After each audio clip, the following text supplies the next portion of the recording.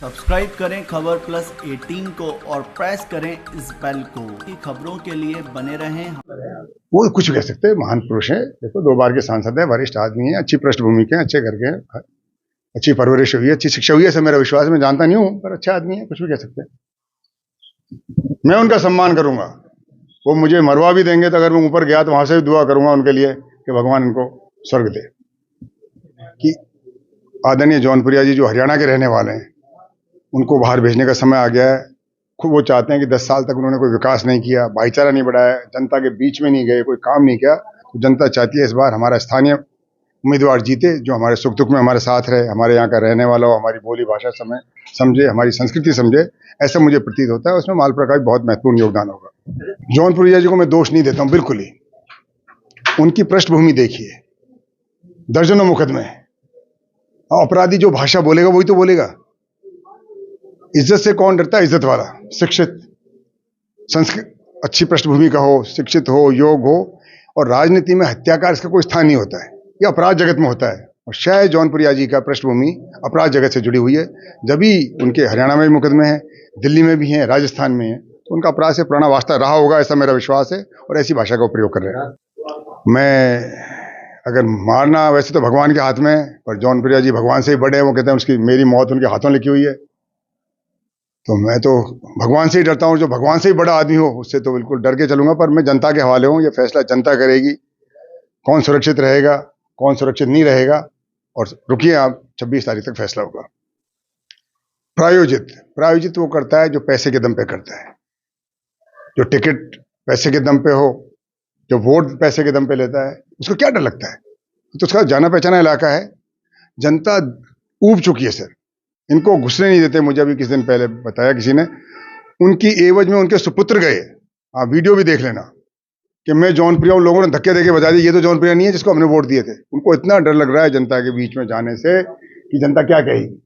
तो कुछ किया हो तो स्वागत करे, जनता के बीच में कभी गए हो तो जनता स्वागत करे।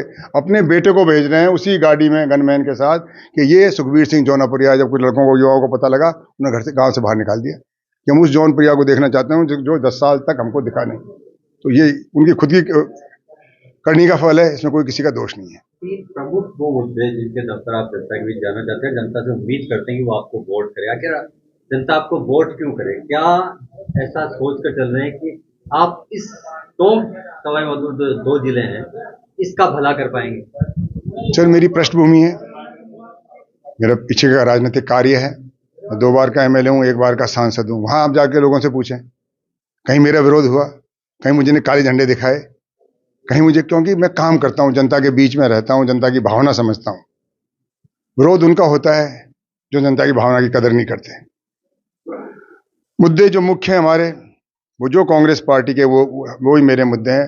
हम बेरोजगारी, बढ़ती हुई बेरोजगारी से जो हमारे युवा पीड़ित हैं, उसका मुद्दा उठाएंगे। उसके दम पे जा रहे हैं कि कांग्रेस, बीजेपी के राज में पिछले 10 साल में मोदी जी ने तो कुछ किया ही नहीं। और जौनपुरिया जी 10 साल में एक दिन भी संसद में बेरोजगारी के खिलाफ नहीं बोले कि बढ़ती हुई बेरोजगारी से हमारे युवाओं का भविष्य कैसे निर्माण होगा। दूसरी, बढ़ती हुई महंगाई। जौनपुरिया जी दिल्ली के हैं, दिल्ली में निवास करते हैं, दिल्ली में लोकसभा 10 साल से बैठे हैं। 10 साल में 1 मिनट एक सवाल नहीं पूछा उन्होंने कि महंगाई के विरोध में, कि जनता को बीजेपी कैसे महंगाई से मुक्ति दिलाएगी।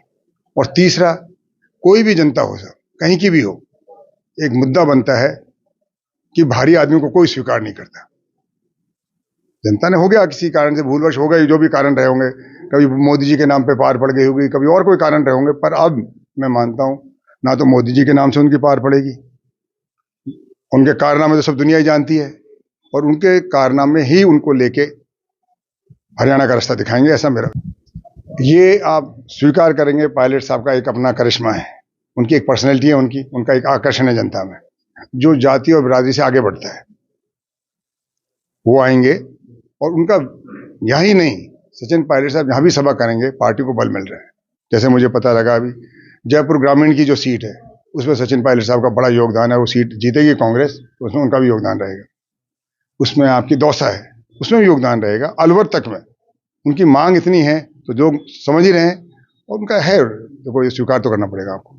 क्या उम्मीद कर रहे हैं आप इस चुनाव परिणाम को लेकर? मैं तो जनता के भरोसे हूं, और मैं ये विश्वास करता हूं कि जनता समझदार है।